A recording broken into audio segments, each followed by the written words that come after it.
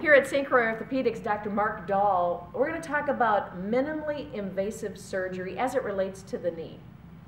Well, as we've talked about, knee arthritis is extremely common throughout our country, and the more active we are, the more wear and tear that we put through our bodies, the higher expectations we have. And we're seeing a lot of people for athletic injuries that ultimately result in wear and tear of the joint. The most common form of knee arthritis is osteoarthritis. There's a subset of arthritis that's the inflammatory arthritis, rheumatoid arthritis, and that sort of thing. If we can set that aside, because that's more an autoimmune phenomenon and it relates to the lining of the joint that subsequently damages the cartilage. In osteoarthritis, that can occur from wear and tear, normal age and use of a limb. It can occur from an injury. It can occur from a fracture that damages the joint. So in an osteoarthritic knee, we have many choices. The very young people can have cartilage preservation surgery. The modestly young people that are still very active, that put a lot of demand through their knee, say those people in their 30s and 40s, for example, may need a realignment procedure plus a cartilage preservation, a so-called osteotomy. What we're talking about today is the people that may need knee replacement, either a partial knee or a full knee replacement. And the newer technology allows us to do this through smaller incisions, but more importantly, incisions that don't damage the underlying muscle as much and allow the patient for a more rapid recovery. You said in the past the incision might have been 10 inches, maybe 12 inches, but now, you know, you got to get some of this stuff into the knee, so it's got to be, what, 4 inches? Typically in the past, this is a plastic model of a knee joint. In the front you see the kneecap, and then as we flex this plastic model inside, you see the cartilage surfaces that are the cushions. And this type of cartilage is the meniscus, and the meniscus is really a shock absorber. And as this cartilage, the hyaline cartilage, wears and the meniscus frays and or tears and the knee is destroyed, it is often first involves the inner compartment and then later involves the outer compartment and possibly the undersurface of the kneecap.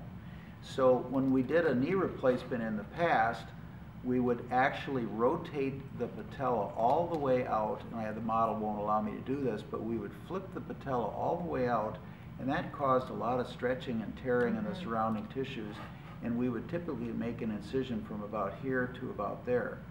Nowadays, we're sliding the patella to the side temporarily while we're doing the surgery, and we're making a smaller window to do the incision, and therefore we're doing less damage to the tissues around it, allowing the knee to recover more quickly from the surgery. And what are you putting in these type of things into the knee? If a patient has osteoarthritis that only involves the inner or the outer side of the knee, they are possibly candidates for a partial knee replacement, or known as a unicompartmental replacement.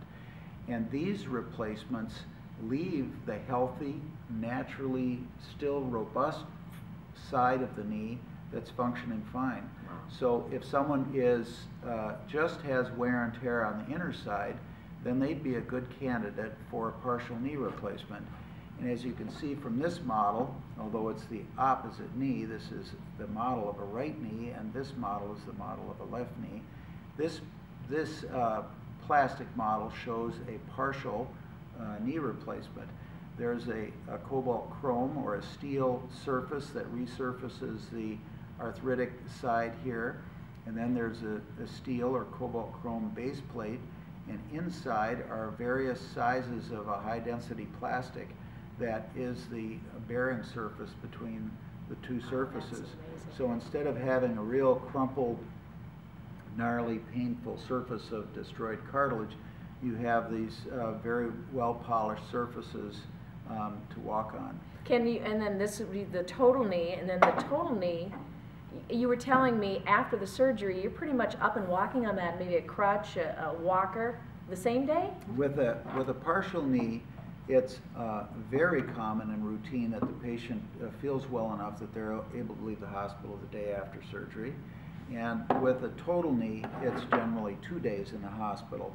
And with either of these, depending upon how fit the patient is, how active they are, and agile and that sort of thing, they will leave the hospital with a single cane or pair of crutches or a walker if they're more elderly.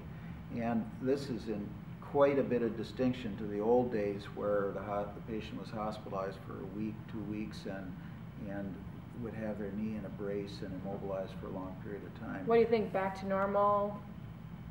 Well, a full knee replacement to return to normal and to have little to no swelling takes 3 to 6 months.